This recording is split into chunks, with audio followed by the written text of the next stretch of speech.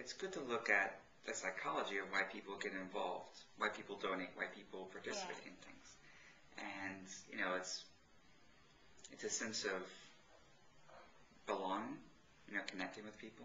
It's identity, right? They're expressing part of their identity through participating in this thing. It's, sort of a group ownership, the feeling like we all did something together. So to the extent that you can make all of those sort of rewards more explicit, that's great. I mean, when you look at, you know, in the U.S. we have NPR, and they do fundraising like 4 times a year, and they raise $1 bajillion through it. And they have all these sorts of different ways. They say, you know, this is built by you, we're doing it together. They send you a little mug, you know, the equivalent of having a link on your shirt and a link on the site, those sorts of things. Think of things you can give people to reward them for being involved. And then once you have those people who have invested in you, talk to them constantly, connect them with each other, have them become a group that sort of is working and promoting what you're doing just as much as you are. Because that's ultimately what's going to make it more scalable and, you know, possibly reach this huge goal of raising basically $14–15 million. It's a lot of money. And you're never going to be able to do it yourself, right? Not quite that. It's £777,000. Is the exchange rate gone that bad? Yeah, I'm saying that because at the airport they charge me $2 per pound. I'm still mad about that. Yeah, no, that's fair enough. I'm still mad about that. So I'm going to say it's $15 million. Yeah. I was just checking. But for them, it's a substantial amount of money, right? Yeah, and so absolutely. if you can, you know, even if you could do it yourself, you should, because it's going to be far more meaningful if you connect that many more people and get them invested, just like you are. That's a very good point. That's a very, very good point. Maybe have some prizes where people can go on the trip with you. That'd be kind of killer. I know. I don't know if they could deal with what they have to get ready in time, though. That's the thing.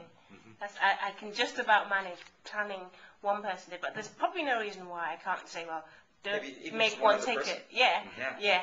You know, let's have 7 tickets through doing that itinerary. 7 people's a lot, but you could do one other person. Like maybe have that be a prize, you know, for the person who raises the most money for the project, or maybe just have it be random among everyone, like a lottery for everyone who participates. I mean, that would be kind of cool. Yeah, absolutely. Yeah. That's a good idea. I'll probably go and think hard about that. One of the prizes could be a lunch with Matt.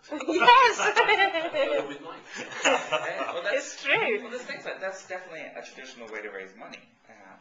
But I think ultimately that's not as scalable, right? Because then you're basically hustling for all those things that you're auctioning off. I donated to something, I got somewhat similar. He was doing it's called North, I think. He had a WordPress blog, and he was doing like a solo trek to the North Pole, which apparently is really, really hard and really expensive. And so he was allowing, for like $100, you could buy a mile. And that would be your mile on the trek. And, you know, when he was doing that mile, you would be on the website or something like that. They had some sort of system for it, essentially. But kind of like $1 million homepage, something like that, where you are part of this thing. He ended up actually never being able to do it because the global warming melted the ice, and he can no longer do the thing. Like, it's no longer safe to do this trek. But but it's the same sort of idea. I was kind of rooting for this guy, even though I had no personal interest in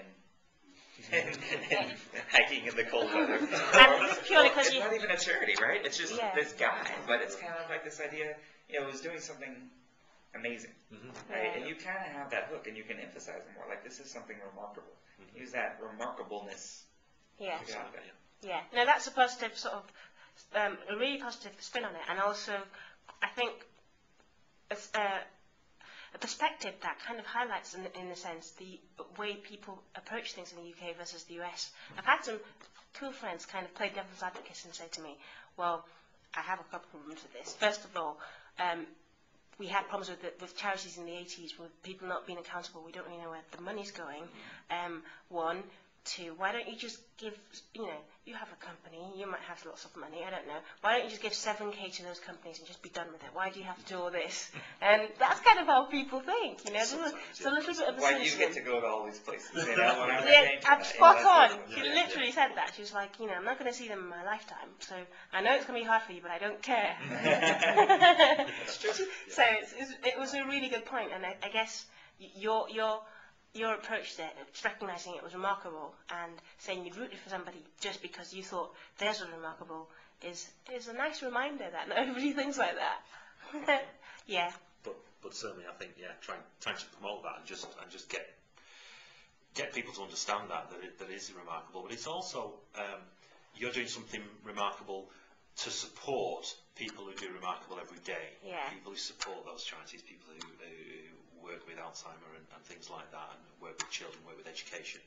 They do remarkable things every single day. Yeah. And helping to support them is a remarkable thing, and perhaps that's an angle that you can play as well. Thanks so much, guys. I'll let you go and get ready for the